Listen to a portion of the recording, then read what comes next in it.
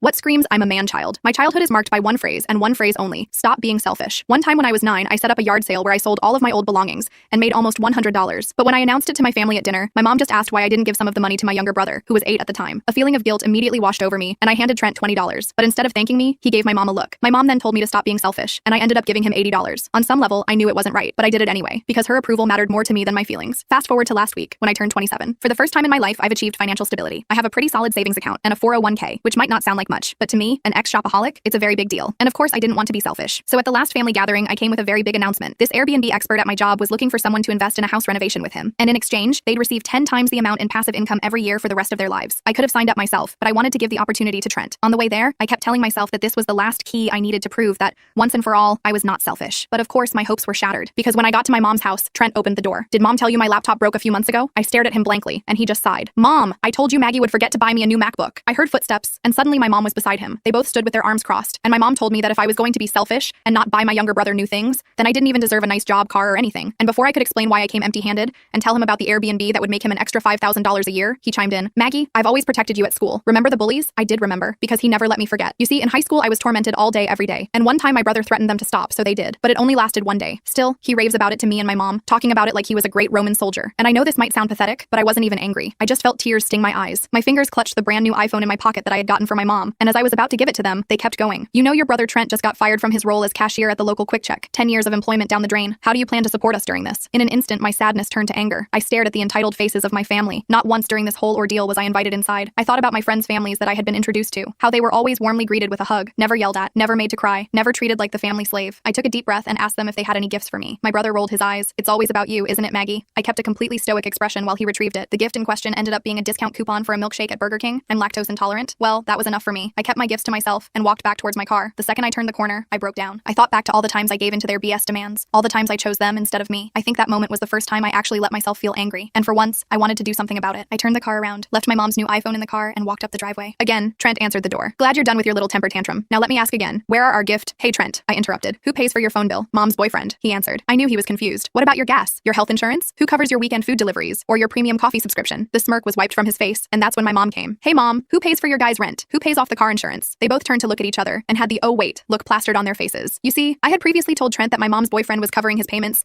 because I knew that would help him like him more. And when my mom was on the verge of kicking out Trent, I told her Trent was paying off the bills. I didn't even stick around to explain. I just left. And even though I felt like a badass, it was still really hard. So I spent the entire night bawling my eyes out. And when I woke up, I noticed my phone had been bombarded with dozens of texts and missed calls. The first voicemail was angry. The second was threatening. By the 10th, they were practically begging to talk about this rationally. I can't tell you what I did next in this short video. Full story on the channel, link below.